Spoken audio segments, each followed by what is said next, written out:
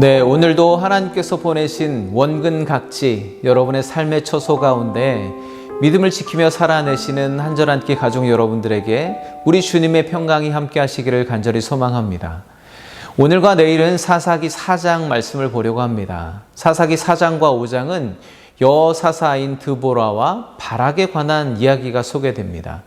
먼저 4장 1절 말씀을 봄으로 시작하겠습니다. 에훗이 죽으니 이스라엘 자손이 또 여호와의 목전에 악을 행하매. 제가 첫 시간에 사사기에는 좀처럼 끊어지지 않는 악의 사슬, 죄악의 패턴, 사이클이 있다고 말씀드렸죠. 범죄, 심판, 회개, 구원, 이 사이클이 계속 반복됩니다.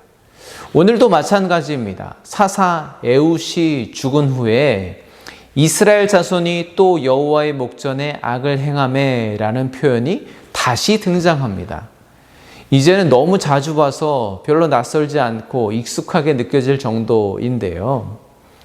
즉 이스라엘 백성들이 여호와 하나님을 버리고 가나안의 우상을 숭배하기 시작했다는 거죠.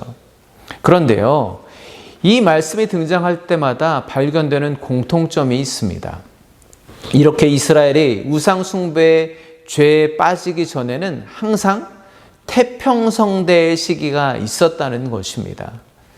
앞장에서 본 것처럼 사사 에훗과 삼가를 통해서 이스라엘은 80년 동안 평화와 안정의 시기를 보냅니다. 그러나 그 시기가 영원하지 않고 다시 죄악의 길로 들어서게 된 것이죠.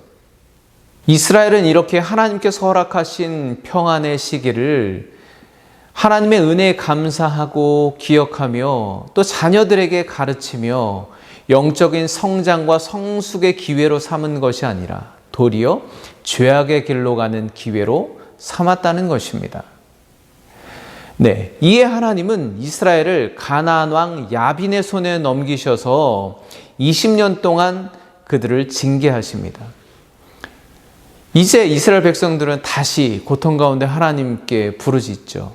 그리고 하나님은 다시 그들을 구원하실 계획을 갖습니다.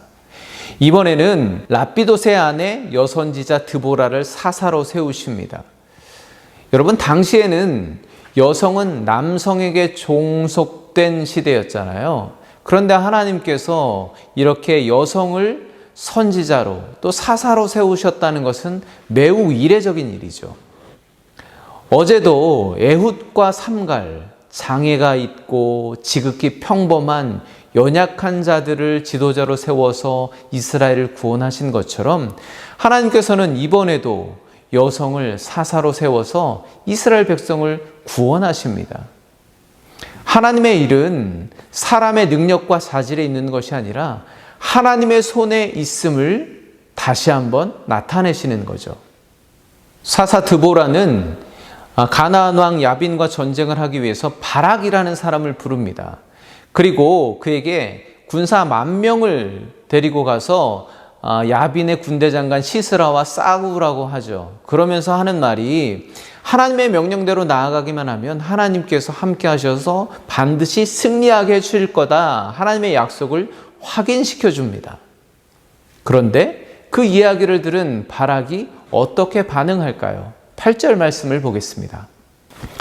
바락이 그에게 이르되 만일 당신이 나와 함께 가면 내가 가려니와 만일 당신이 나와 함께 가지 아니하면 나도 가지 아니하겠노라 하니.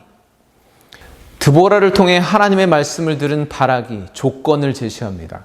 드보라가 함께 가준다는 조건하에 전쟁에 나가겠다는 것입니다. 결국 하나님의 약속을 온전히 신뢰하지 못하겠다는 거예요.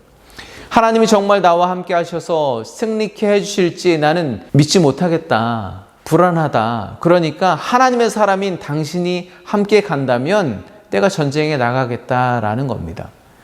바락이 왜 이럴까요?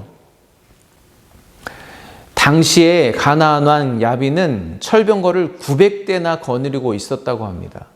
여러분 생각해 보세요. 국가와 동등한 위치에서 전쟁을 한다고 해도 어떻게 될지 모르는데 이들은 20년 동안이나 가나안 왕 야빈의 압제하에 있었습니다. 제대로 군사훈련도 못 받아봤고 변변한 무기도 없습니다.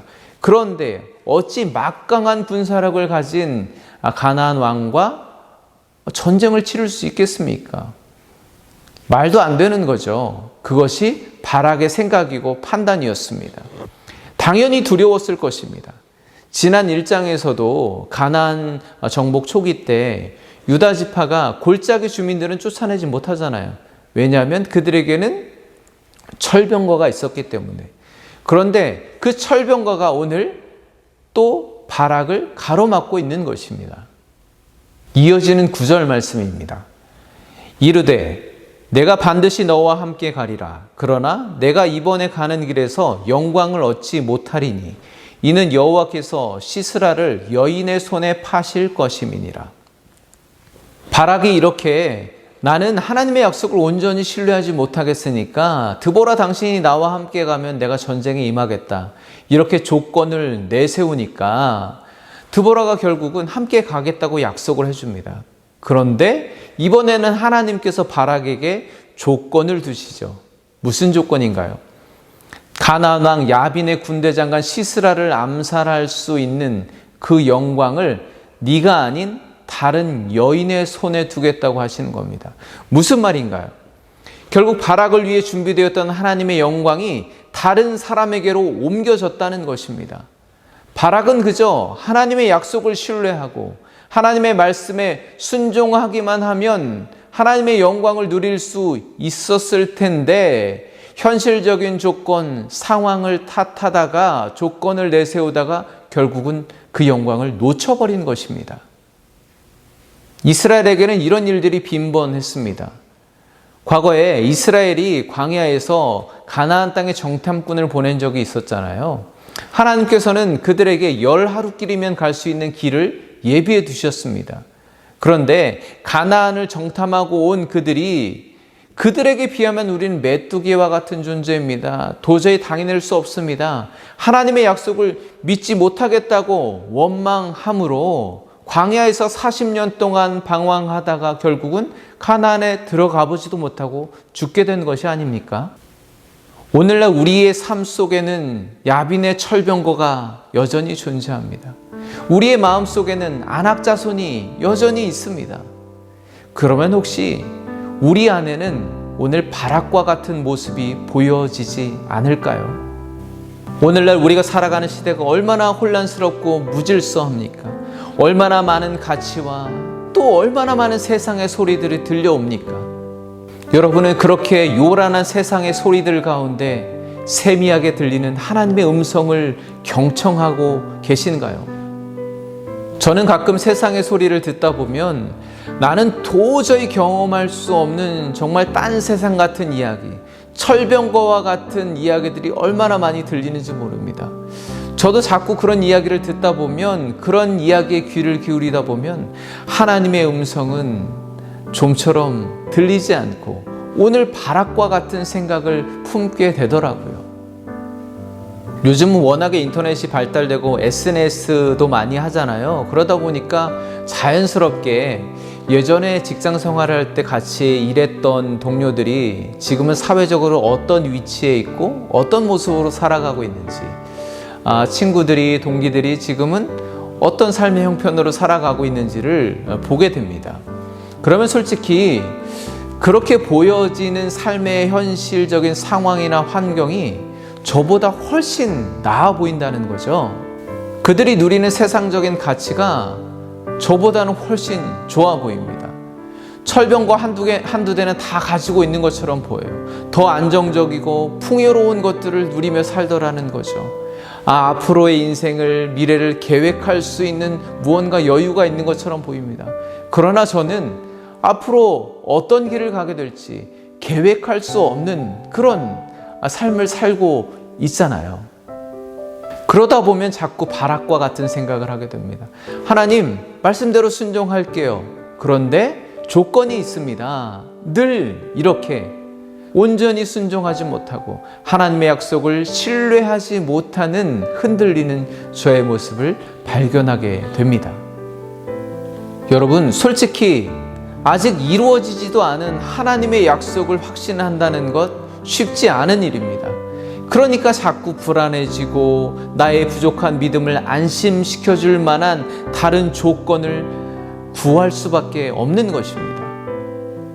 그러나 오늘 바락을 통해서 우리에게 확실히 보여주시는 것이 있지 않습니까? 하나님의 약속은 변함이 없다는 것입니다. 하나님의 말씀은 반드시 이루어진다는 것입니다. 하나님은 그 말씀을 믿고 순종하는 자를 위해 준비해 두신 영광, 상급이 있다는 것입니다. 하나님의 그 변함없는 약속의 말씀과 영광 앞에 하나님께서 우리에게 원하시는 조건은 단 하나입니다. 바로 순종입니다. 바라기는 그 말씀 앞에서 우리가 다른 조건을 내세우느라 하나님의 영광을 놓치는 일이 없었으면 좋겠습니다. 오늘 세상의 요란한 소리들 가운데 하나님의 세미한 음성이 들리신다면 바로 지금이 하나님의 영광을 얻을 수 있는 기회라는 것을 기억하시고 반드시 순종함으로 영광을 누리시기를 간절히 소망합니다. 네, 오늘은 여러 가지 생각이 많아서 여러분들에게 잘 전달되었는지 모르겠습니다. 성령께서 지혜 주셔서 여러분 각자에게 합당한 선한 은혜가 부어지기를 간절히 축복합니다. 네, 내일 다시 만나 뵙겠습니다. 감사합니다.